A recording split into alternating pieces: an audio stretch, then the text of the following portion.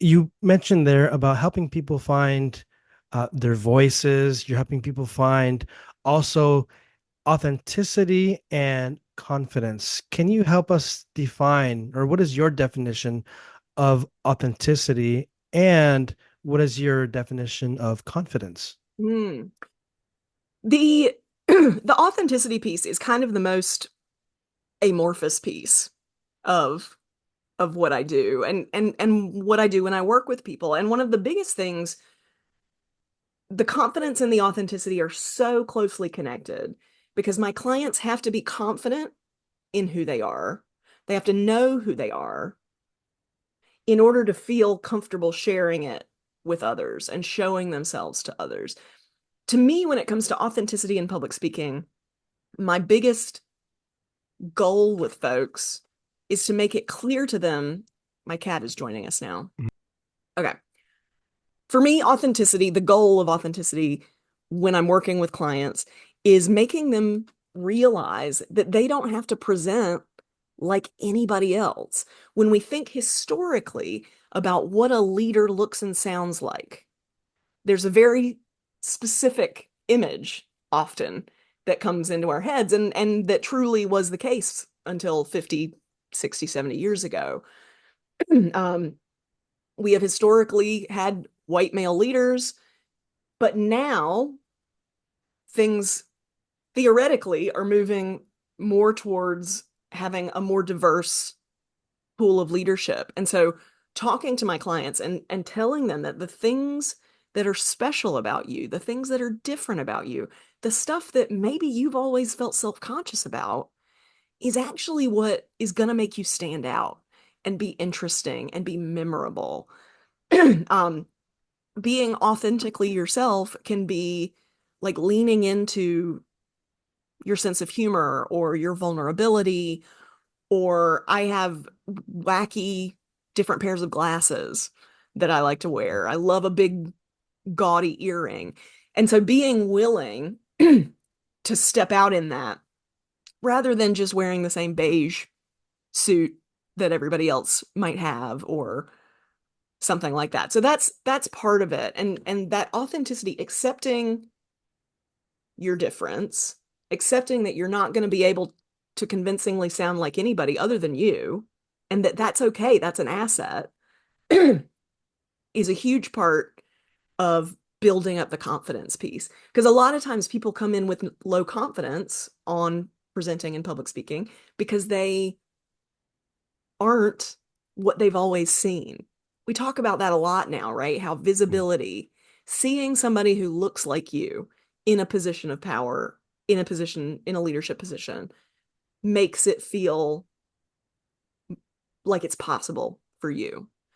And a lot of my clients come in and haven't necessarily had leaders that look and sound like them. So working towards helping them understand what about them makes them special and makes them them, and then building that up in them as a source of confidence. So confidence is that comfort of I know who I am.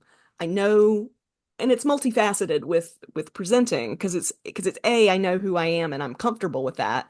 But B, it's also I know my material and I'm comfortable with that. And so those are the two things that really are the key to confidence as a presenter. And that's what I work with folks on. The other kind of the third prong of what I work on is preparation. And the preparation, then feeds in obviously to the confidence and the authenticity. But the other piece of authenticity that I feel like you and maybe your listeners would be interested in is this approach thinking about presence. There's a woman named Patsy Rodenberg who is a vocal teacher at I think the Royal Academy of Dramatic Art in London. Um, and I apologize if I'm wrong. And she wrote this book called it's got two different titles. One's the UK title, one's the US title. But one is Presence and the other is called The Second Circle. And it's kind of a guidebook for folks. It helps with vocal performance, but it also she the reason she wrote the book was that she was sitting in order to get into these acting schools, people have to come in and audition. And she was sitting there with her colleagues and, the other folks on faculty, and then potential students would come in and they'd do their monologues and then they'd walk off stage. And the faculty would look at each other and they'd be like, oh, yeah, yeah, she's got it. She's got it. Yeah. And then somebody else would come on and he'd do his thing and whatever. And they'd be like, he just doesn't have it. And finally, Patsy was like, what is it? What is, she was like, I know what it means. Logically, I know what it means, but how would I explain that to somebody else? And how would I teach it? Is it something that people can learn? Um, and so she kind of analyzed and thought through all of these different things and came to the conclusion that it's about presence. It's about being present in the moment with your audience.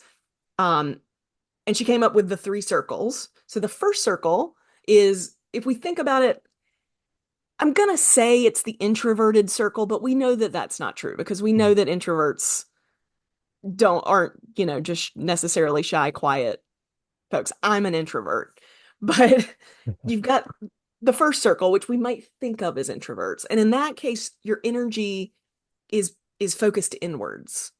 You're, and we all are in first circle a lot, right? Like when we're on our phones or reading a book or whatever. And then the third circle is the opposite end of that spectrum. The third circle we might think of as like used car salesman energy, where they're just like, they are pushing that energy out into the world and they don't care what they're getting back. But then the second circle, that's the one. That's the one that we aim for because that's where presence lives. And with the second circle, we are giving and receiving energy. We are sharing ourselves authentically with others, but we are also opening ourselves up to accepting the energy and the feedback that our audience is giving us. And there are some people that are just naturally fantastic at second circle for a variety of reasons. Who knows? If we think about our big superstars, I often use Dolly Parton as an example of somebody who Oh is yeah. just good at the second circle. Like you feel like Dolly Parton is talking to you, no matter where you are or how many other people are there. And that's just this beautiful, special gift that she has. But if we think about Dolly Parton, that gift is grounded in authenticity about who she is, where she's come from, the fact that she's had a lot of plastic surgery and all that kind of stuff. Like owning her specialness is one of the key factors that makes her able to be present with her audiences.